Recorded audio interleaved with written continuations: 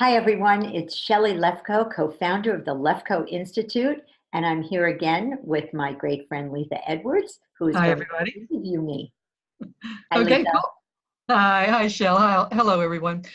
Let's go ahead and jump into being intentional in relationships this time. An important topic, I think, to most people. I know, Shelly, I've heard you talk about choosing relationships and being intentional there versus being intentional in relationships. Would you expound on that a little bit and give us the difference, please? Sure. So the first thing is most of us fall into our relationships. We Yeah. become best friends with the kid next door or the kid who sits next to us in class. We go on a date and we have a good time, and we go on a couple of dates and have a good time, and the next thing you know, we're in a relationship. What I think is incredibly important is to be intentional in choosing our relationships. I Mhm. look at my life now and I'm 69 years old. And when I look, I don't have drama queens in my life. I don't have people who suck my energy. I don't have those kind of people. I don't have complainers. I have very conscious, loving people who are there for me 100%, Mm. and as was my husband, and as you all know. So choosing a relationship intentionally would be sitting down and actually look at what are the qualities, what is important to me in a relationship. So, Mm. for example, when I was 31 years old, I was still single and I was not settling. I did not want a, a small life. I wanted a very specific kind of life. And when I looked at what I wanted in a man, I looked at what the most important things to me were. And the first one was that he was open to personal growth, that he was somebody who was working on himself. Because I never wanted to hear him say, well, that's the way I am. Now I have to live with that for the rest of my life. And you have to look at what is important to you. For me, it was integrity. It was somebody who was affectionate, who was loving, who communicated, not somebody who pouted and walked away, somebody who was as committed to the relationship as I was.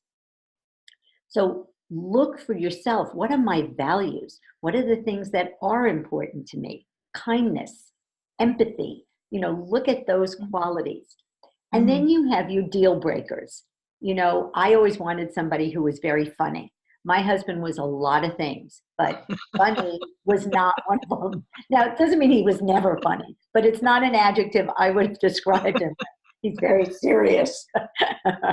um, but he wanted to make a difference in life. He had a purpose. He was interesting. Morty was never dull. It was always something new with Morty. Totally. And so I said, okay, that's not that important to me, that he be funny.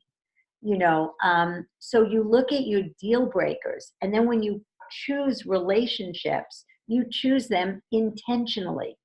Hmm. So Shirley, that, why do you believe so many people are unhappy in relationships? well, that's the next piece. It's when you're intentional in your relationship, you look at how am I being in the relationship. Morty used to say, if you consciously create it every day by looking at each other and intentionally falling in love or intentionally appreciating your relationship. So in our relationship, you are very, very, very good to me. And you were very much there for me when Morty died. And I remember intentionally making sure you knew how much I appreciated you and how could I give back what you gave me? So that's being intentional. It's being awake and thinking about how am I being? What am I bringing to this party? I once was downstairs in my house, and I was having a fight with Morty, and I yelled at him. This was many, many, many years ago. And my friend, who's done a lot of relationship work, came downstairs and she looked at me and she said, who told you that you could speak to your beloved like that? and it rocked me to my core. And Mm. of course, the first thing I did was I looked at, what do I believe that has me yelling at the person that I love? Like, why would I do that? And I Sure. had a belief that it's okay to yell at people that you love, because I grew up in a family that was the most loving family on the earth, but we just yelled, or we screamed at each other. Ah, you Sure. don't know what you're Sure. talking about, my father would say. Or, Sure. oh, you can't talk to me that way. Stop talking, that's how we talk to each other. And so I had a belief that it was okay. And I got rid of that belief. And I said, you know what? It's not okay. It's not okay to yell and scream at people that you love. You could say, I'm angry. I don't like what you're doing right now. You can express your feelings, but you don't have to yell and scream. I think a lot of people really want what you just stated. But how do I get started? So the first thing, this topic is a little easier because it's easier to see what beliefs I have. Like, what would I have to believe to stay in a crappy relationship? Like, Mm. why would I let somebody abuse me or talk to me in a way that doesn't work? Well, if I believed that I was important and I was lovable and I was worth it, I would stand up for myself. If I had the belief it is okay to stand up for yourself, I would do that. So I Mhm. think that the most common self-esteem beliefs, I'm not good enough, I'm not worth it, I'm not lovable, I don't matter. If I, stand up for myself, I'll get in trouble or something bad will happen. And if you just look at your childhood, what would have been the beliefs that you created about relationships? What did your Sure. parents' relationship look like? You Mm. might have beliefs relationships don't work because your parents' relationship didn't work. Yes. Or you might have beliefs about the other gender. Men can't be trusted, men are selfish. God, in 30 years, I have worked with women who've had more beliefs about men. I say, finish the sentence, men are, and they go selfish, self-centered, um, uh, not to be trusted, men are dangerous, men are violent. I mean, all kinds of things. And men have beliefs about women. I'm not what women want.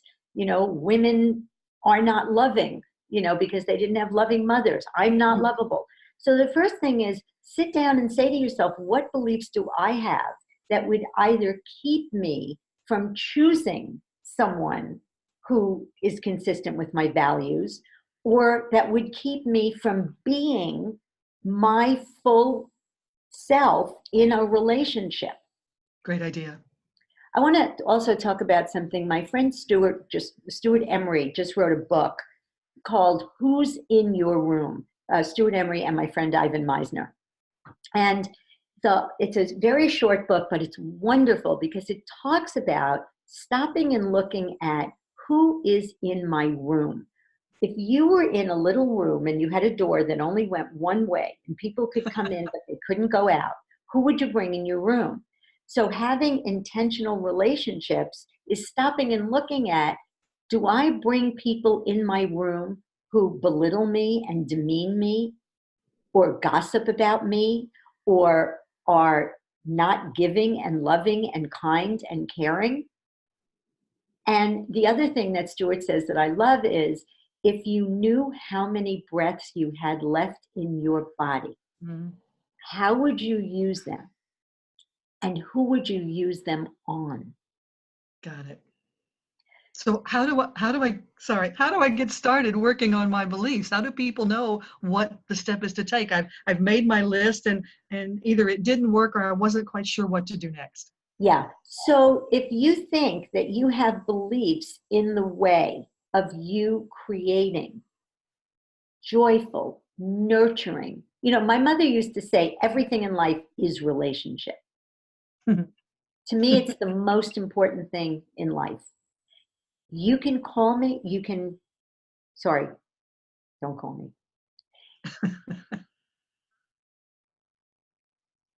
So if you find that you have beliefs in the way of you creating the relationship of your dreams, you can go to getasession.com Got and it. bookshelly.com to get on Okay. my calendar. And I promise you, I will help you get whatever is in the way of your relationship, of you having the relationships that you want. Sounds great, Shelly. Thank you. You're welcome. Thank All you. right. Thanks for listening, everybody. Hope this was valuable. See you again soon.